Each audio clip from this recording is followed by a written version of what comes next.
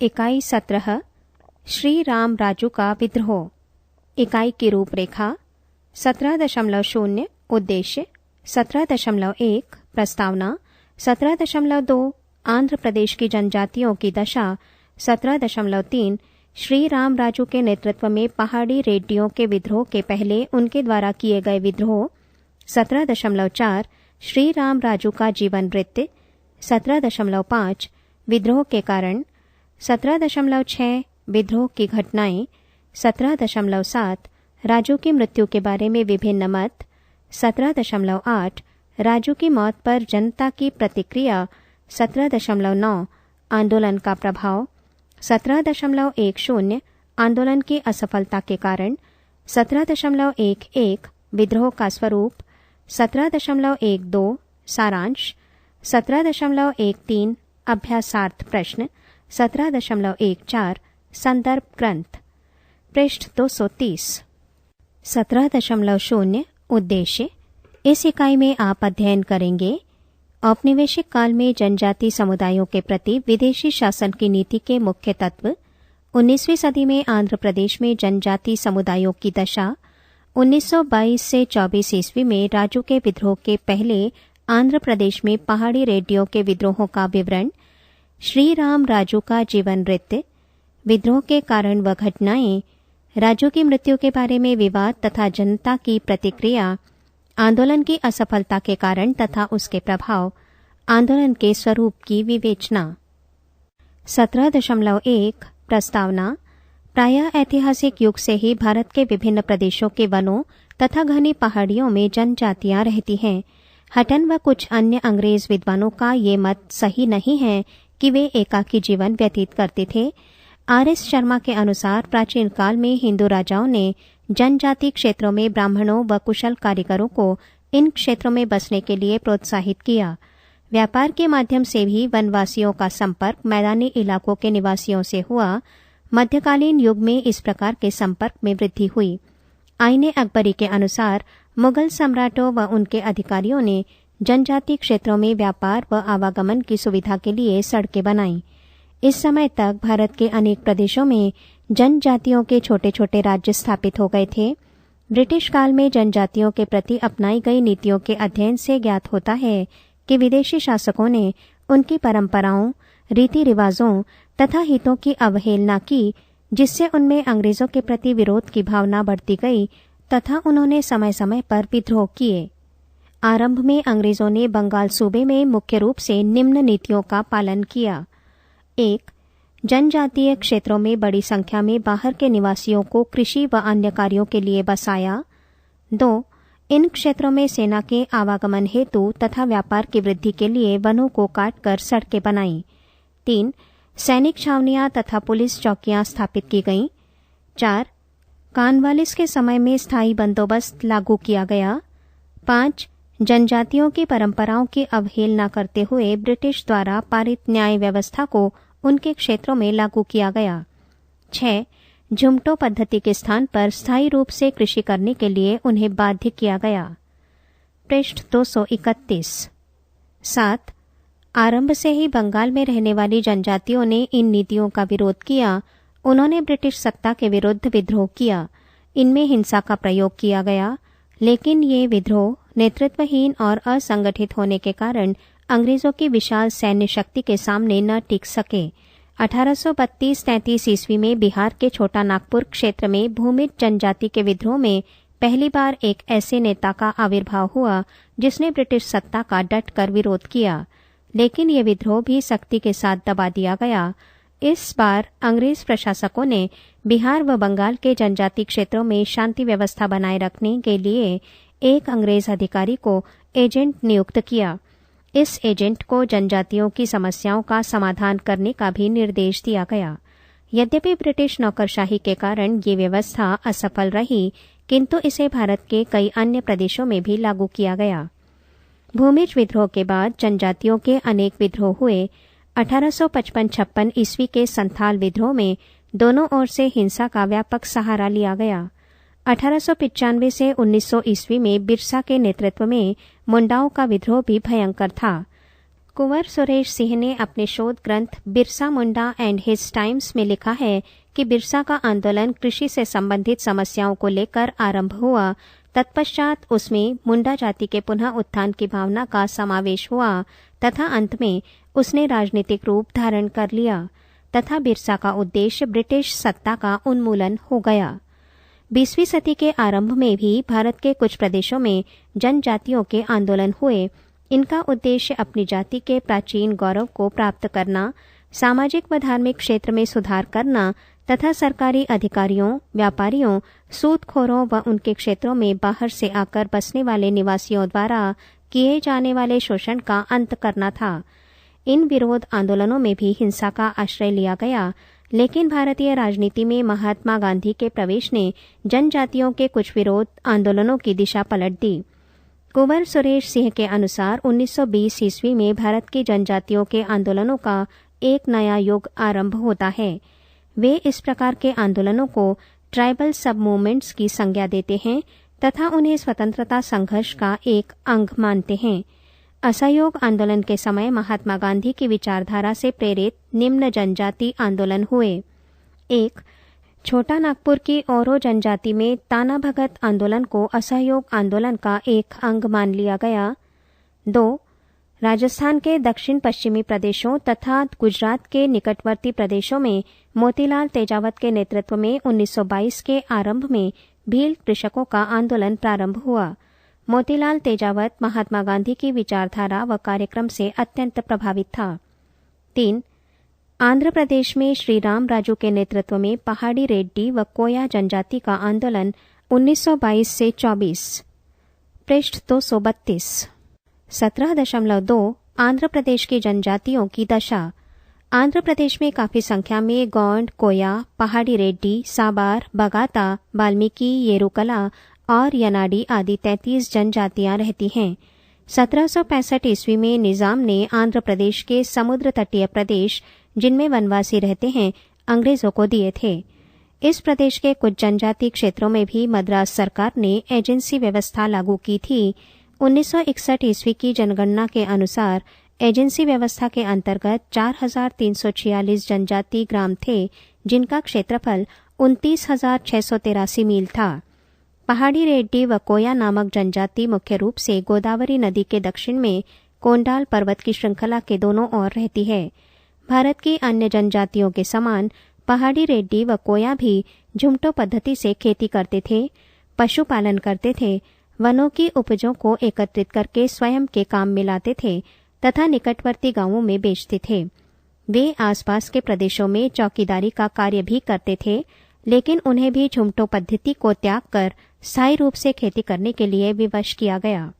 अंग्रेजों द्वारा पारित वन कानूनों के तहत जंगलों से निःशुल्क उपज को संग्रह करने पर उन्हें भी रोका गया तथा ठेकेदारों को वनों को काटने के ठेके दिए गए। सरकारी अधिकारियों, व्यापारियों व साहूकारों के शोषण से वे भी त्रस्त थे, अतएव उनमें लगातार असंतोष बढ़ता गया। इसके फलस्वरूप 19वीं शताब्दी के प्रथम 3 दशकों में उन्होंने बार बार विद्रोह किए।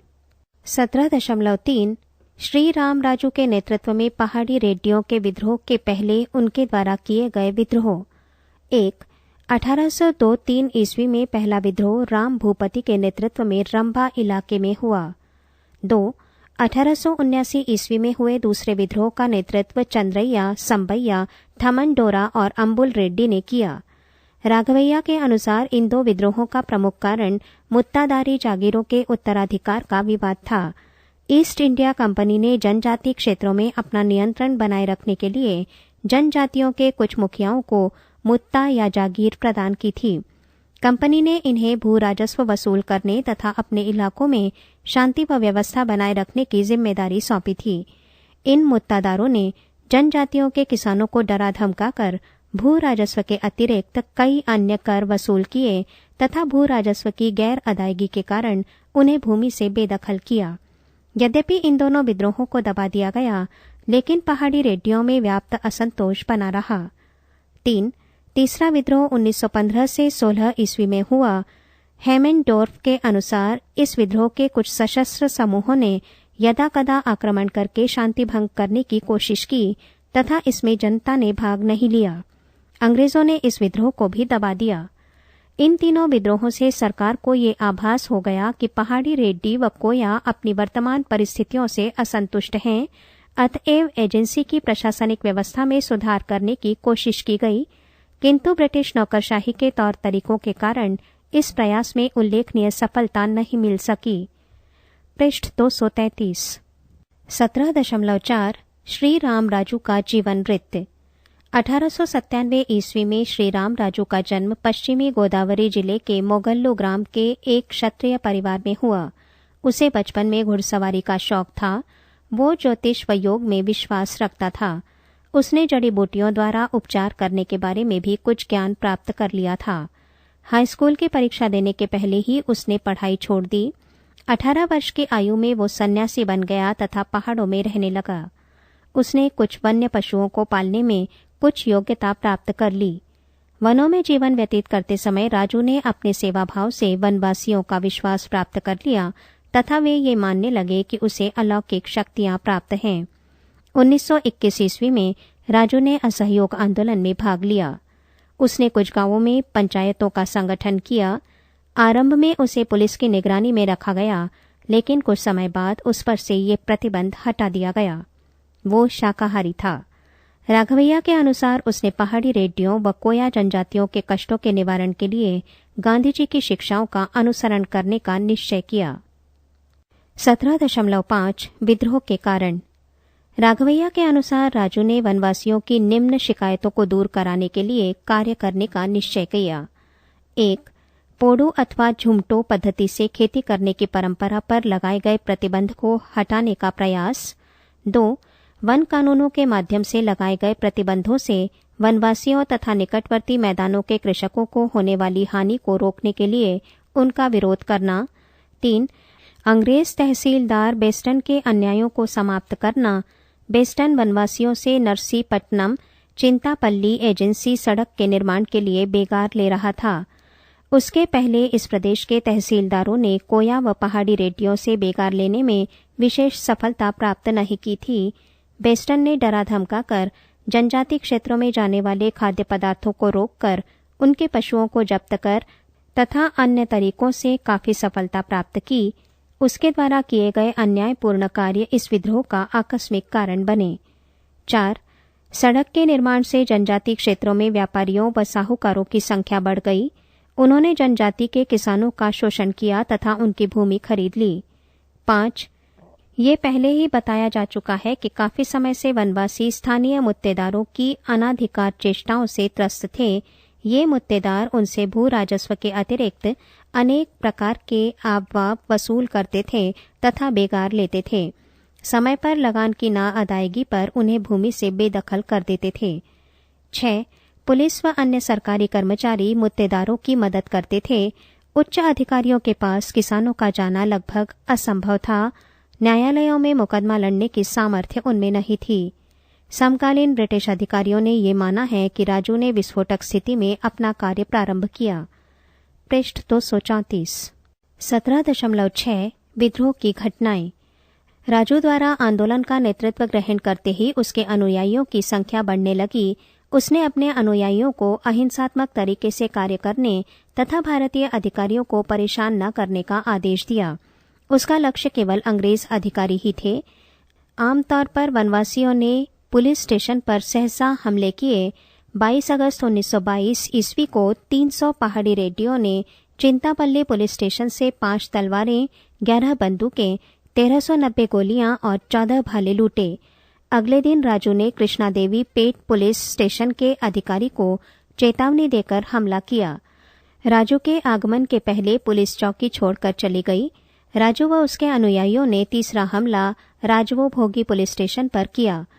इसका उद्देश्य वीरप्पा डोरा नामक एक कैदी को छुड़ाना था, जिसे 1918 ईस्वी में गिरफ्तार किया गया था। अपनी रिहाई के बाद वीरप्पा डोरा राजू का प्रधान शिष्य बन गया। इस आक्रमण में भी राजू को 825 कारतूस व 8 कार्बाइन प्राप्त हुए। इस समय तक वनवासियों में राजू काफी लोकप्रिय हो गया था। पुलिस चौकियों पर हमलों के समय उसके अनुयायी संयम से काम लेते थे, अतः उसके समर्थकों की संख्या दिन प्रतिदिन बढ़ने लगी। अब राजू ने अपना कार्य क्षेत्र बढ़ा लिया।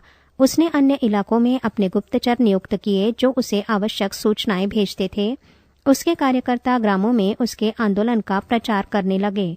समकालीन अंग्रेज अधिकारियों ने इन गुप्तचरों और कार्यकर्ताओं के कार्यों की प्रशंसा की है। विद्रोह को दबाने के लिए मद्रास सरकार ने कीन सैंडर्स और स्कॉट कोवार्ड को क्रमशः नरसीपट्टनम, अदातिगल्ला, कृष्णा देवीपेट और चिंतापल्ली भेजा।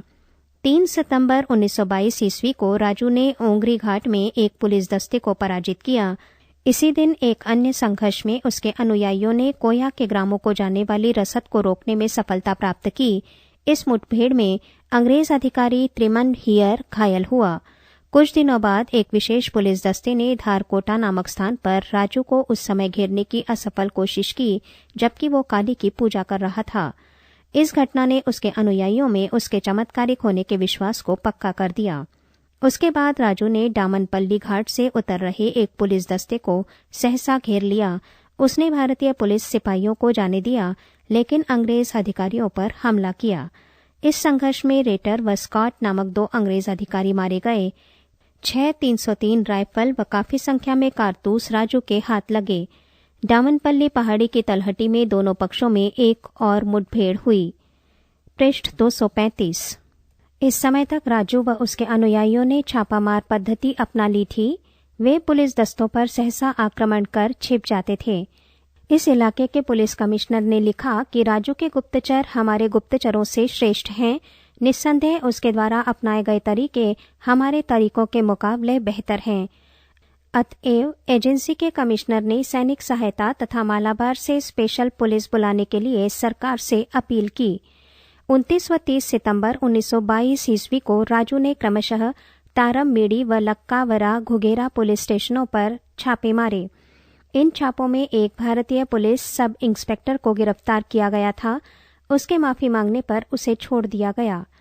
12 अक्टूबर 1922 ईस्वी को अदातिगल्ला तथा रामाछोड़ावरम में राजू ने पुलिस दस्तों को खदेड़ दिया। इस हमले के समय उसने स्थानीय तहसीलदार को कहा कि अंग्रेजों के साथ भारतीय सिपाहियों के रहने से उसे परेशानी होती है क्योंकि वो अपने देशवासियों को मारना नहीं चाहता। 18 अक्टूबर 1922 ईस्वी को इस क्षेत्र के कलेक्टर ने लिखा कि स्थिति काफी गंभीर है। राजू की सफलताओं ने हमारी प्रतिष्ठा को धक्का पहुंचाया है। नवंबर में राजू व उसके अनुयायियों ने पुलिस चौकियों पर हमले किए। सेकावरम 3 नवंबर, चारतियालेम व एसुपोलू 17 नवंबर तथा अनंता संग्राम व वेलकापाड़ू में 30 नवंबर पर ये हमले किए गए थे। 6 दिसंबर 1922 ईस्वी को राजू को पहली बार हार का मुख देखना पड़ा। पेड्डा गड़ियलम नामक स्थान पर राजू व उसके अनुयायियों को घेर लिया गया। इस हमले में राजू घायल होकर संघर्ष के स्थान से भाग निकला। इस हमले में सरकारी दस्तों को काफी मात्रा में शस्त्र प्राप्त हुए। इसी दिन एक अन्य स्थान पर राजू के अनुयायियों के एक दस्ते को हार का सामना करना पड़ा। सरकार ने राजू को जिंदा पकड़ने या मारने पर 1500 रुपये का इनाम घोषित किया। उसके कुछ अनुयायियों की गिरफ्तारी अथवा कत्ल के लिए भी 50 रुपये से लेकर 1000 रुपये तक के इनाम घोषित किए गए। कुछ महीनों तक राजू घने जंगलों में एक स्थान से दूसरे स्थान पर छिपता रहा। सरकारी अधिकारियों ने उसके अनुयायियों को प्रलोभन अथवा धमकी देकर वश में करने का प्रयत्न किया। कुछ ग्रामों के स्थानीय अधिकारियों को राजू से संपर्क रखने पर सजाएं दी गईं। 16 फरवरी 1923 ईस्वी को राजू के 4 अनुयायी गिरफ्तार किए गए। मार्च 1923 ईस्वी में ऐसा दिखाई देने लगा कि राजू की ओर से खतरा समाप्त हो गया है। अतएव मालाबार पुलिस के दस्ते को वापस भेज दिया गया। लेकिन 18 अप्रैल 1923 को राजू ने सहसा अनावरम की पुलिस चौकी पर छापा मारा। ग्रामवासियों ने उसका स्वागत किया। इसके बाद राजू व उसके अनुयायियों ने कुछ हमले और किए। सरकार ने अनेक ऐसे ग्रामों पर सामूहिक जुर्माना किया जिनके निवासियों ने राजू की सहायता की। सितंबर 1923 ईस्वी में सरकार ने जनजाति क्षेत्रों में जाने वाली रसद तथा पहाड़ी रेडियों व निकटवर्ती प्रदेशों की जनता के पारस्परिक संपर्क को रोक दिया। सेना ने उसके इलाकों को चारों ओर से घेर लिया। पृष्ठ 236। सितंबर 1923 ईस्वी में अनेक मुठभेड़ों में राजू को असफलता का सामना करना पड़ा। उसकी निरंतर हार से वनवासियों में निराशा की लहर दौड़ गई। धीरे धीरे उसके अनेक अनुयायी गिरफ्तार किए गए। सरकारी अधिकारियों ने ग्रामों में जनता को अनेक तरह से परेशान करना शुरू किया। अपने अनुयायियों को तकलीफों से बचाने के लिए राजू ने निश्चय किया कि वो आत्मसमर्पण कर देगा। 7 मई 1924 ईस्वी को राजू मेजर गुडाल के सड़क पर स्थित केंद्र की ओर बढ़ा। उसे ये आशा थी कि आत्मसमर्पण करने के बाद उसे एक युद्धबंदी का दर्जा दिया जाएगा, लेकिन जब उसे मेजर गुडाल के सामने मम्पर ग्राम में पेश किया गया तो गुडाल उसके साथ बदतमीजी से पेश आया। राजू के प्रतिवाद करने पर उसने अपने एक अधिकारी को गोली मारने का आदेश दिया। इस आदेश का तुरंत पालन किया गया तथा राजू की घटनास्थल पर मृत्यु हो गई। 8 मई 1924 ईस्वी को राजू का शव कृष्णा देवी पेट ले जाया गया, जहां पर एजेंसी के कमिश्नर का शिविर था। इसी दिन उसको दफनाया गया।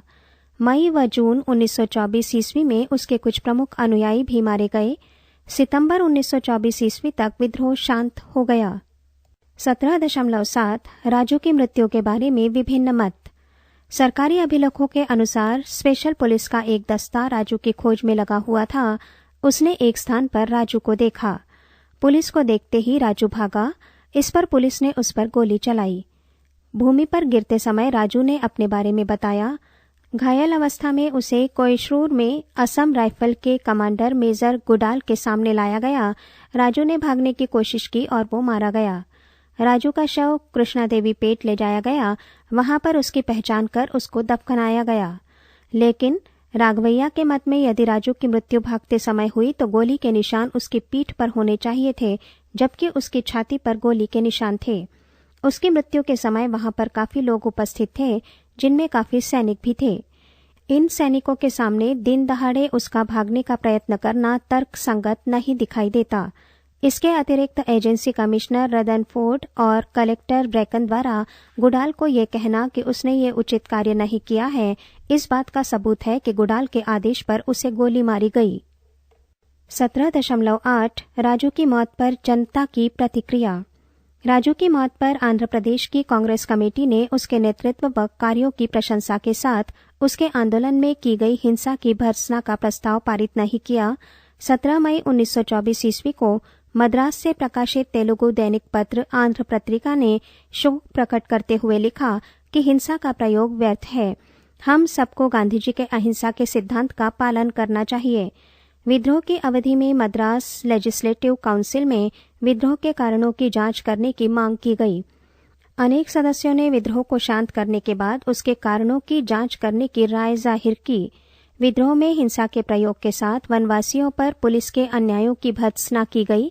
1927 ईस्वी में कांग्रेसों के 2 नेताओं पट्टाभी सीतारमैया और मदुरी अन्नापोरवोया ने प्रथम बार राजू की भरपूर प्रशंसा की। पृष्ठ 237। 17.9 आंदोलन का प्रभाव। 1. वनवासियों में चेतना का जागृत होना। इसमें कोई संदेह नहीं कि राजू ने अपनी सेवा कार्यों से आंध्र प्रदेश के पहाड़ी रेड्डियों व कोयाओं का दिल जीत लिया था तथा उनमें अपने अधिकारों के प्रति चेतना जागृत की। 2. सरकार द्वारा जनजातियों की दशा के सुधारों की आवश्यकता का अनुभव। ब्रिटिश अधिकारियों ने ये माना कि एजेंसी व्यवस्था जनजातियों के विकास के कार्यों में असफल रही है। ये भी अनुभव किया गया कि प्रशासनिक व्यवस्था में सुधार के साथ साथ उसको विशेष संरक्षण देने की भी आवश्यकता है। 3. जनजातियों के प्रशासन और कानून बनाने की जिम्मेदारी प्रांतों को सुपुर्द। भारत सरकार ने जनजातियों की भलाई और विकास संबंधी विषयों पर कानून बनाने का अधिकार प्रांतों को दे दिया। अपनी अपनी आवश्यकताओं के अनुसार प्रांत इस संबंध में कानून बना सकते थे, लेकिन इससे भी स्थिति में विशेष सुधार नहीं हुआ। कुछ समय बाद आंध्र प्रदेश के जनजाति क्षेत्रों में नक्सलवादियों का प्रभाव बढ़ गया। 1968 से 70 ईस्वी में उनके नेतृत्व में फिर एक आंदोलन हुआ। 17.10 आंदोलन की असफलता के कारण। जगदीश चंद्र झा ने अपने शोध ग्रंथ भूमिज रिवोल्ट 1832-33 में लिखा है कि ये संघर्ष एक ऐसी शक्ति के साथ हुआ था जिसको परास्त करना एक जनजाति के लिए संभव नहीं था। इसी मत को हम राजू के विद्रोह के संदर्भ में दोहरा सकते हैं। ब्रिटिश सरकार के पास अपार सैनिक शक्ति थी जिसका मुकाबला वनवासियों के लिए करना संभव नहीं था। राघवैया के अनुसार वास्तव में आधे भूखे रहने वाले कोया व पहाड़ी रेड्डियों के लिए लंबे समय तक ब्रिटिश सरकार की सेना व पुलिस के साथ संघर्ष को जारी रखना संभव नहीं था। 17.11 विद्रोह का स्वरूप। 1. काफी संख्या में वनवासियों द्वारा विद्रोह में भाग लेना। 1855-56 ईस्वी के संथाल विद्रोह तथा 1895 से 1900 ईस्वी के मुंडा विद्रोह के समान राजू के आंदोलन में भी वनवासियों ने काफी संख्या में भाग लिया। 2. जनजाति आंदोलन का एक गैर जनजाति पुरुष द्वारा नेतृत्व। ब्रिटिश काल में जनजातियों के विद्रोह के अधिकांश नेता जनजाति के सदस्य थे, जैसे संथाल विद्रोह के नेता